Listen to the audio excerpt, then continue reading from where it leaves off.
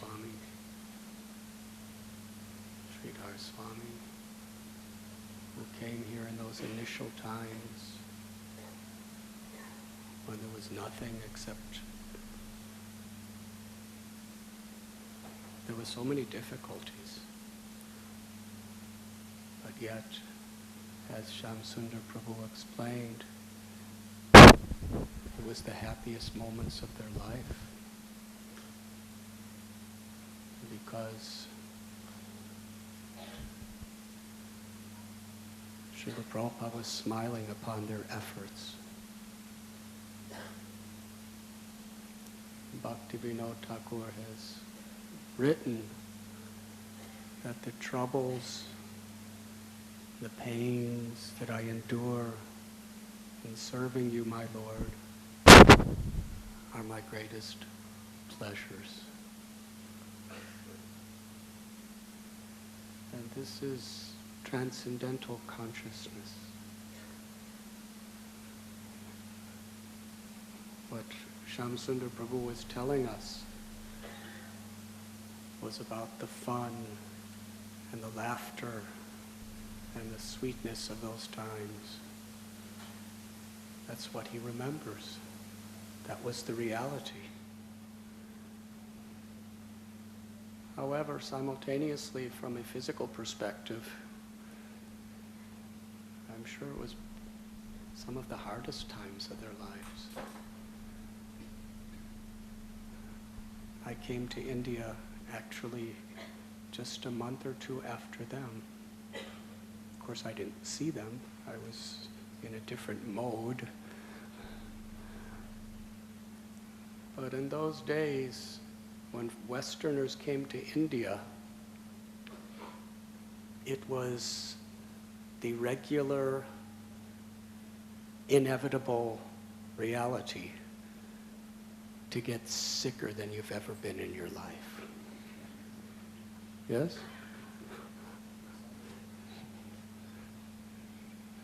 All sorts of diseases we heard of, but we never thought that they were actually possible. Drink the wrong water, get bit by the wrong mosquito,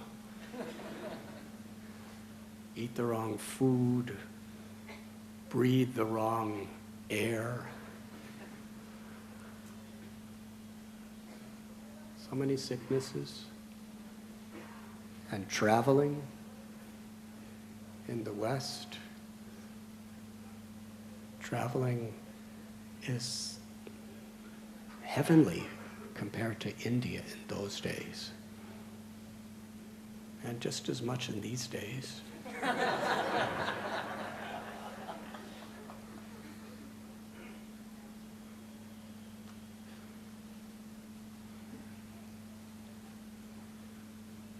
But yet,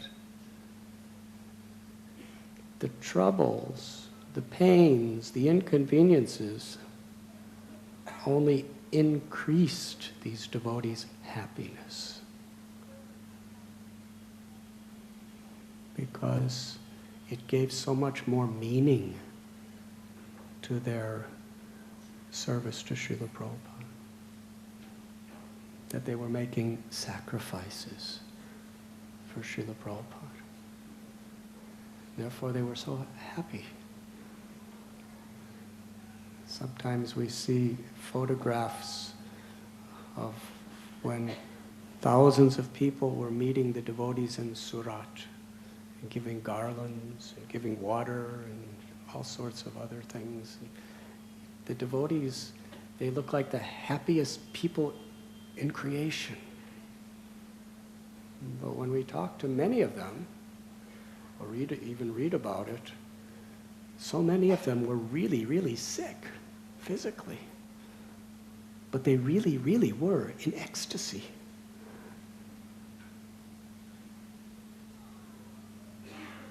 Because what gives happiness is that reciprocation of love.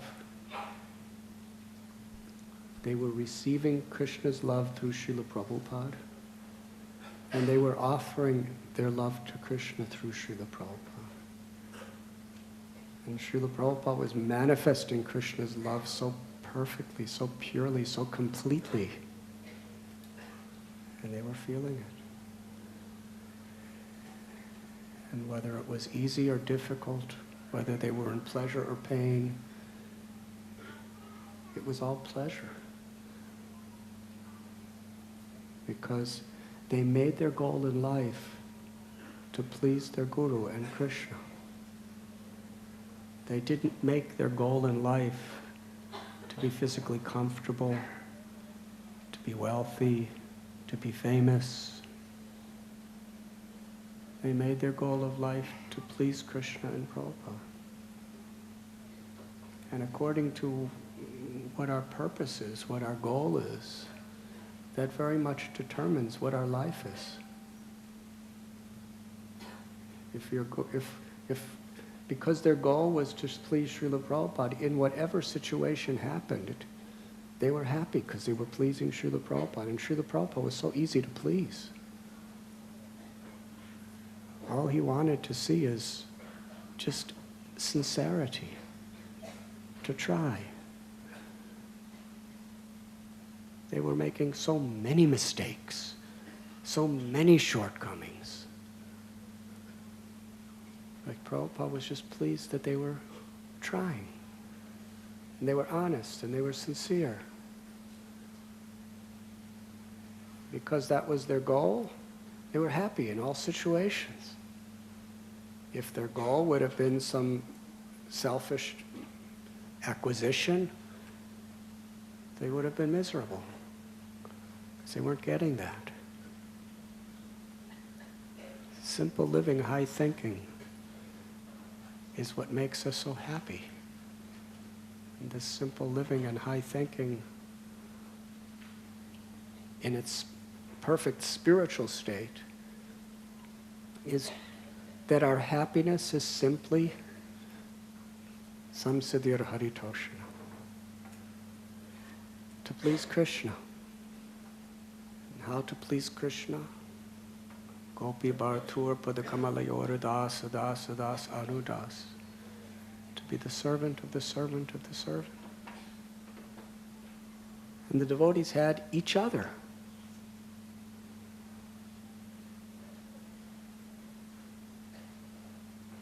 And in a strange land,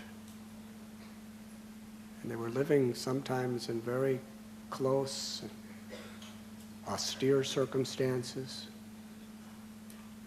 but because they shared that common goal, they found great joy in each other.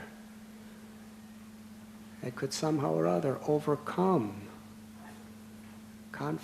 potential conflicts of different opinions, different natures, different personalities. These differences between human beings could make bitter enemies, could create arguments, vengeance, envy, hatred. But those same differences, when they're in the presence of a shared goal to please Guru and Krishna, they actually help us to come closer to the goal. Because there's an inner fulfillment. I'm tolerating, I'm forgiving for a higher purpose. That brings greater happiness than fulfilling your selfish ambitions.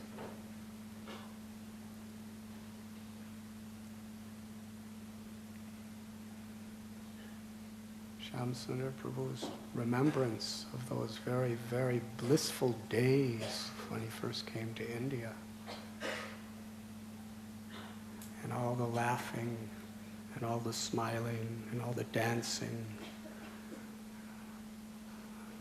are a true and real testimony to this truth. What is real happiness is based on what our goal is, what our aspiration is. If our aspiration is actually to please Guru and Krishna, it's very simple. Srila Prabhupada has written that Krishna easily gives the most difficult and rare thing to achieve, pure devotional service. If we are serious, sincere, and have no ulterior motives, Krishna easily gives from within.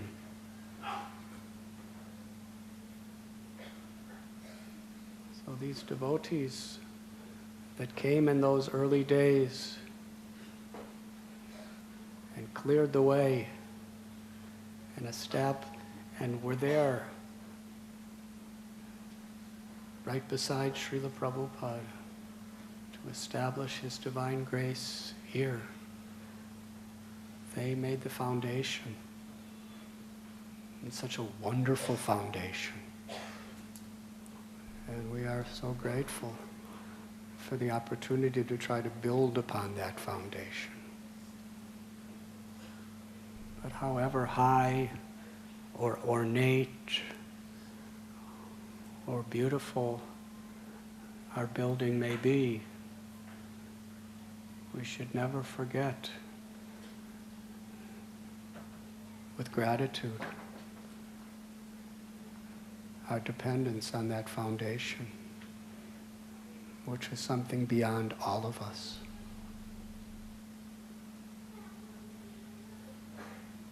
So thank you, Shyam Sundar Prabhu and Yamuna Devi Prabhu, if you are listening at Bhaktivedanta Hospital. Thank you. And let us all express our gratitude by loudly chanting.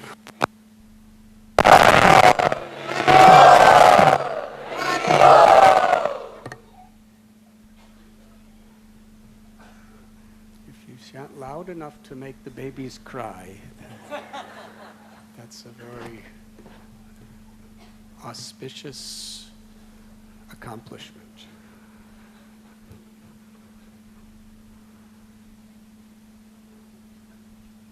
If they laugh, that's even better.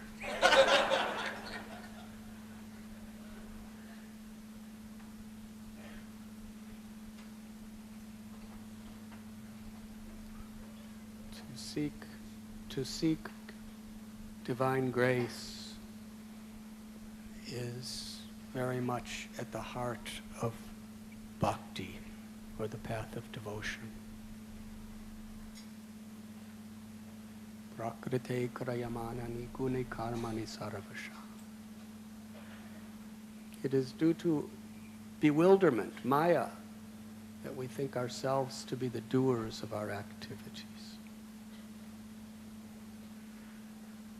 A devotee, either in success or failure, honor or dishonor, pleasure or pain, victory or defeat, health or disease, in whatever state a devotee may be in, our sincerity is expressed by sincerely seeking God's grace in a very honest way.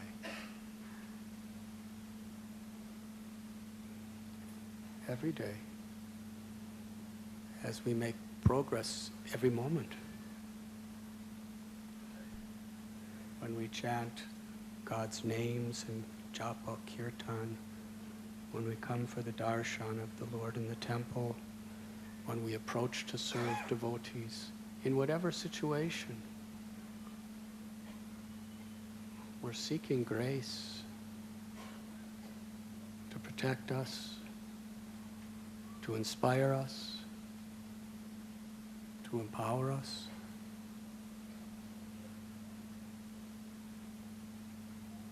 And then we're grateful. Because grace does not always come the way we prefer it to come. In fact, if it did, we would make very little spiritual progress.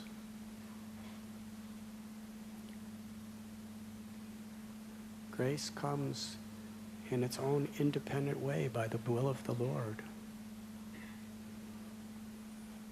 Sometimes to test us, to purify us, to empower us.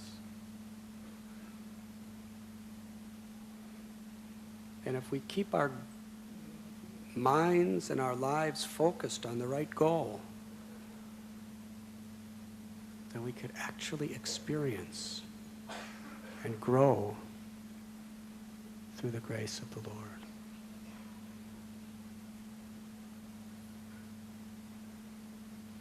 This is something that is consistent among spiritually evolved, exemplary people throughout history.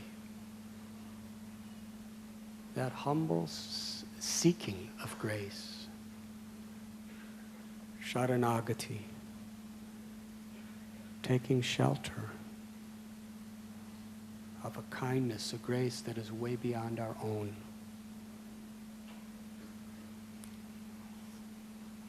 When we hear, we read, we sing the prayers of Prahlad, Dhruva, Ambarish,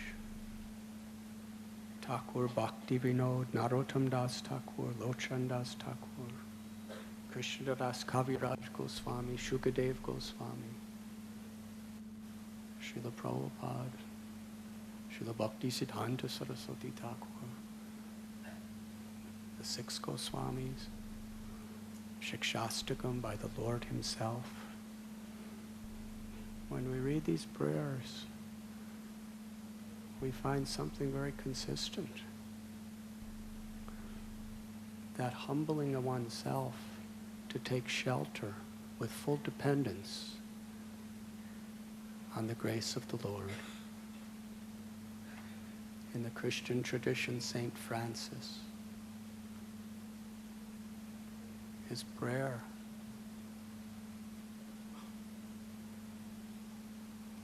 let me be an instrument of your mercy.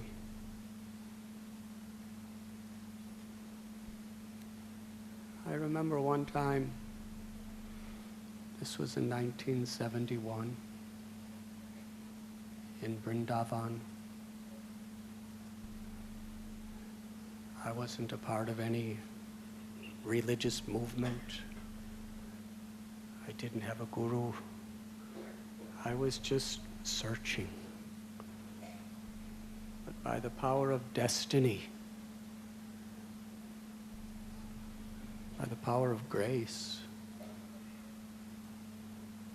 I was brought to the forest of Vrindavan. And there my heart was captured by every cow that gazed upon me with her sparkling eyes.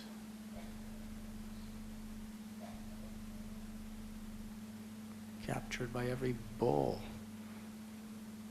even the one that stabbed me in the stomach with his horn and threw me over his head. And then afterward, I felt really nice.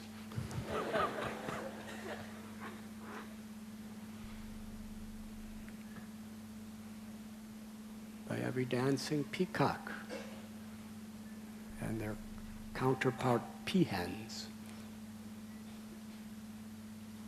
By the river, Yamuna, by the Kadamba, Tamal, banyan trees, champak trees, by the little girls dancing with baskets of cow dung on their head and smiling and saying to me, Radhe Radhe. And I didn't know what is Radhe Radhe. I thought it was Hindi for hello. But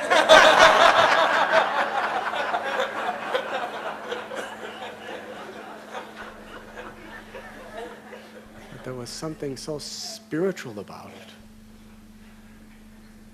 And the little boys playing cricket, and while they're playing cricket, whether they win or lose, whether they miss the ball or hit the ball, they say Radhe Radhe. And I learned that Radhe Radhe is Krishna, is God. They're calling out Krishna's names. And the saints and the sages, the Babas, the widows, just their intoxicated nature of being so absorbed and attached to God in such a personal, such an intimate, personal way. And gradually, I was understanding, little by little, that Krishna wasn't just the supreme, absolute truth that no one can know. After death, you could merge into. Krishna wasn't a severe, awesome father dwelling somewhere way up above the clouds. These people, Radha and Krishna, were their neighbors. They were their countrymen. They're living here with us. Don't you see them? No, I don't see them. Yes, they're here every day. That was their feeling. And they lived in that feeling. This was so special. And it was so real.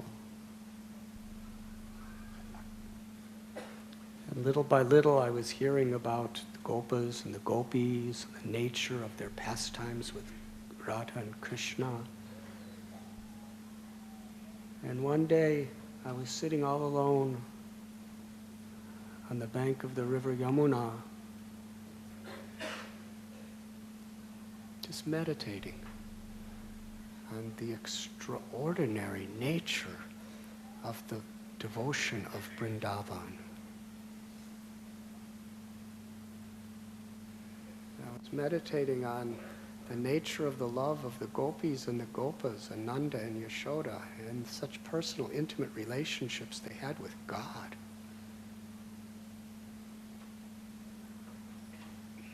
And I was feeling so thrilled, looking down in the river, thinking this is the same river that the cows and the calves would drink water from, and Krishna would bathe with gopis and gopas in.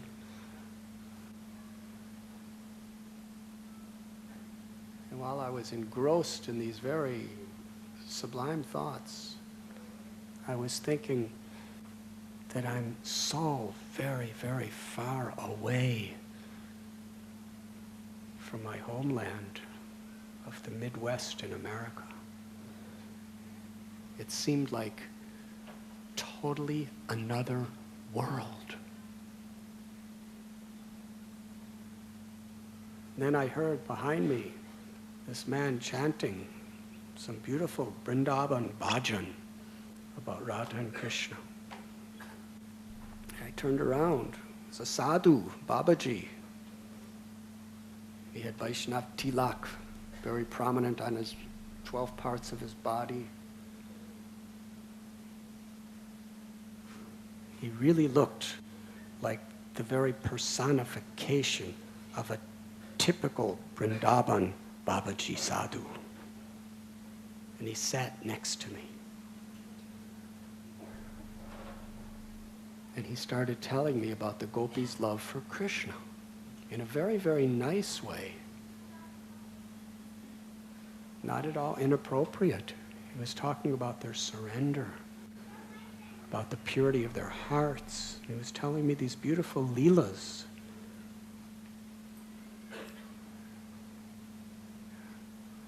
And I was feeling, I'm really in another world. This is so special. We spoke for some time, maybe half hour, maybe more.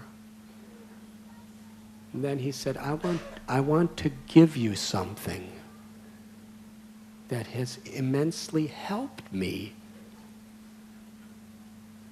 in understanding the gopis' love with Krishna. And he gave me this tattered little piece of paper that was all folded up. And then he went away. And I opened it. I couldn't believe What was on that paper? It was the prayers of St. Francis of Assisi, where he says, "Oh my Lord, make me an instrument of your grace. Where there is hatred, let me sow love. Let me seek not to be understood as to understand, to forgive." It's just a simple prayer, begging to be an instrument of selfless service.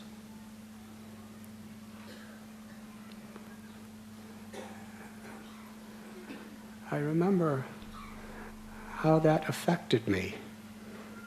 That yes, the essence, the real essence of spirituality is selfless devotion. Taking shelter of the divine grace of the Lord. In the Srimad Bhagavatam and Vrindavan, this principle, this truth, is developed to its highest extent of intimate ecstatic love. But it's all built on this foundation of prayer for grace, taking shelter.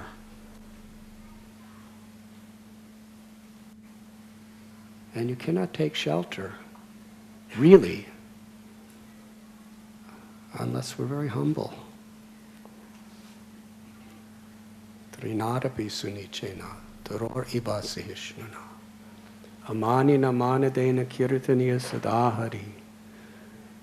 When we have this attitude to be humble like a blade of grass, tolerant, forgiving like a tree, eager to respect others without expecting it for ourselves. When we chant God's names in that spirit, we're actually in a state where we can take shelter.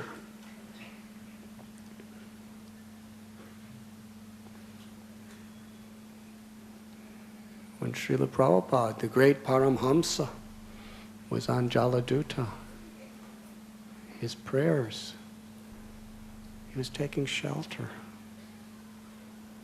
of a grace beyond his own abilities. He's praying, give me the words to reach these people's hearts. Otherwise I have no ability. Prabhupada said, I have no devotion and no knowledge, but you have given me the name Bhaktivedanta. Now it is up to you, my Lord, to fulfill the real purport of the name Bhaktivedanta. Devotion and knowledge.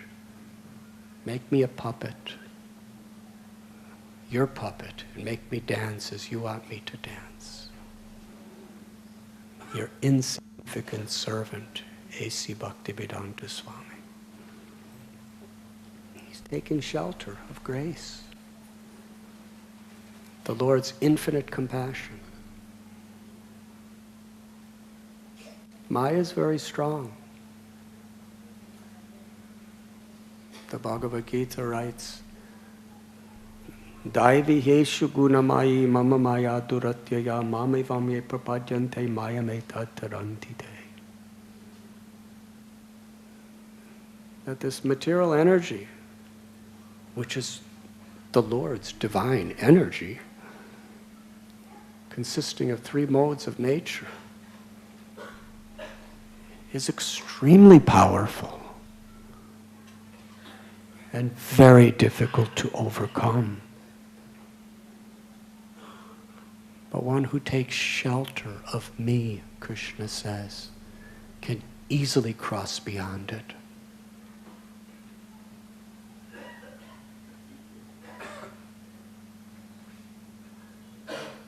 The sustainable, true expression of our Krishna consciousness is not so much in the tangible things we accomplish.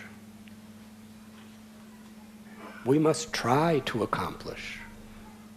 We must struggle to accomplish because that is our service.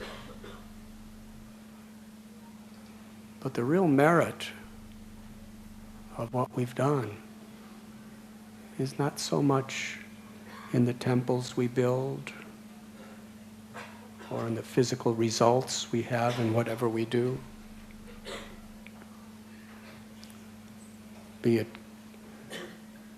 convincing people of philosophy, or distributing books, or collecting funds, or cooking delicious items, or singing and making people dance.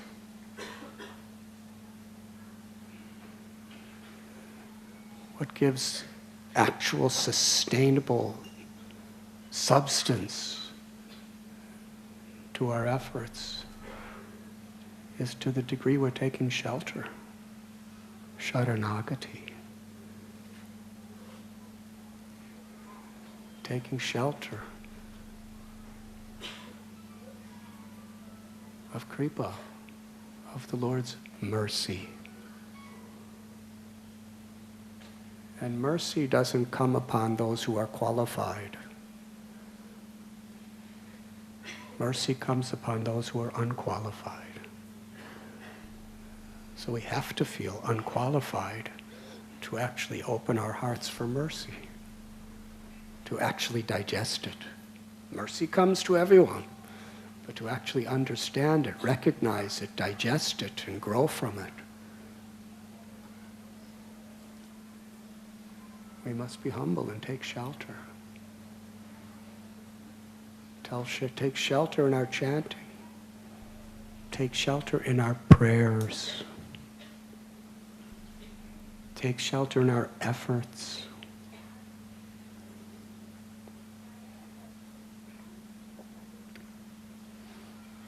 The beautiful thing about what Shamsundar Prabhu was telling us in the early days and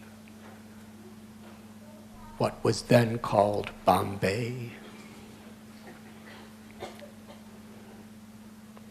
and in most of the world it's still called Bombay, was that these devotees, they knew that they couldn't do anything right. And they really understood. There was no question. They were like simple children. They were totally depending on Srila Prabhupada, and they were taking shelter. And they were accomplishing tremendous things, incredible things,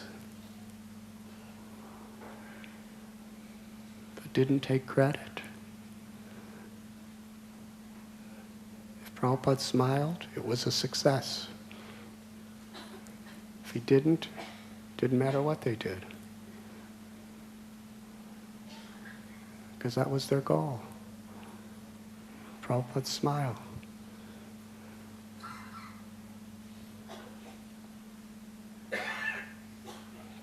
Devotees were trying to find a place for a temple in this area. Malabar Hill. Prabhupada said, Juhu. Juhu was a jungle. It was so far. Who's going to come there? And nobody, more than who's going to come there, none of the devotees wanted to go there. It was horrible. They were living at Akash Ganga. It was kind of a nice place. And there they were going to be living in these little straw huts in a little swamp with mosquitoes and rats and snakes and neighbors that hate you. Here we have a nice place where people like us. So that place is too far. We shouldn't be there. But ultimately, when they went there, in the one place they didn't want to be, through all those difficulties, when they saw Prabhupada smile, they understood that everything was perfect.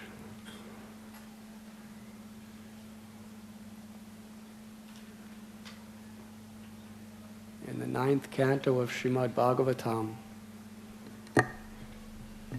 There's a beautiful story. It's an extreme story.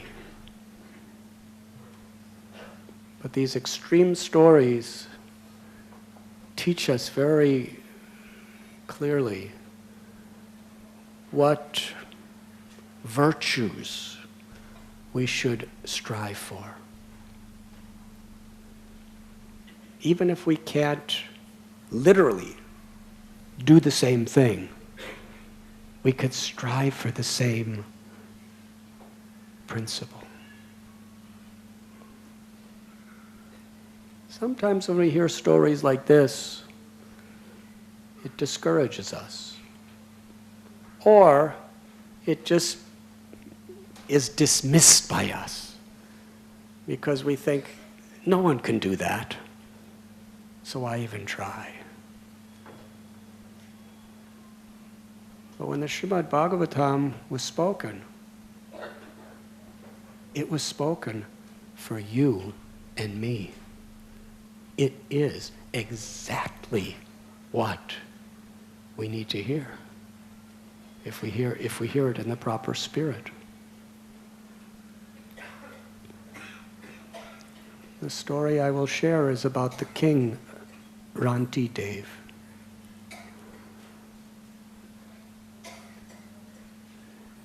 He was so eager, along with his whole family, to help everyone who needed help, whoever they were.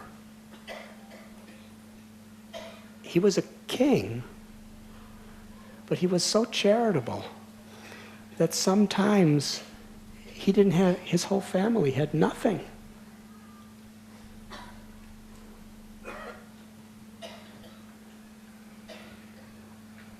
I'm not saying you should imitate, but what a consciousness.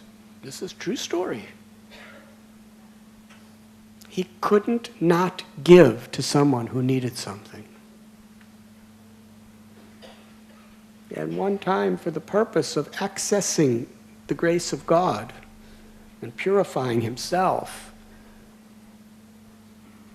which would help him to be a greater instrument of grace to the world, he fasted with his family from all food and water for 48 days. Tremendous determination. And that was the limit beyond what he could survive. At the end of the 48 days, someone brought him a large quantity of prasad, vegetarian prasad,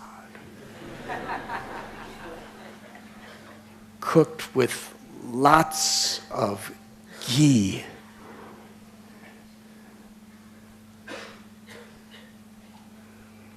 Now, where there's a need, there's a greater appreciation for anything. Yes. This is also a very beautiful principle of devotion. Is when we feel we're in need, we really appreciate whatever comes. If you don't feel yourself in need, you don't really appreciate anything. Yes? Sometimes when you have everything, if somebody gives you something, you don't really appreciate it. Unless you appreciate the feeling, the thought, the love in which it's given. Yes? If you have a big garden of roses and someone gives you a rose, you know, the rose itself, you don't really appreciate that much because you have millions of them and all mine are better than this. But if somebody offers it with love and devotion, you appreciate the love and devotion.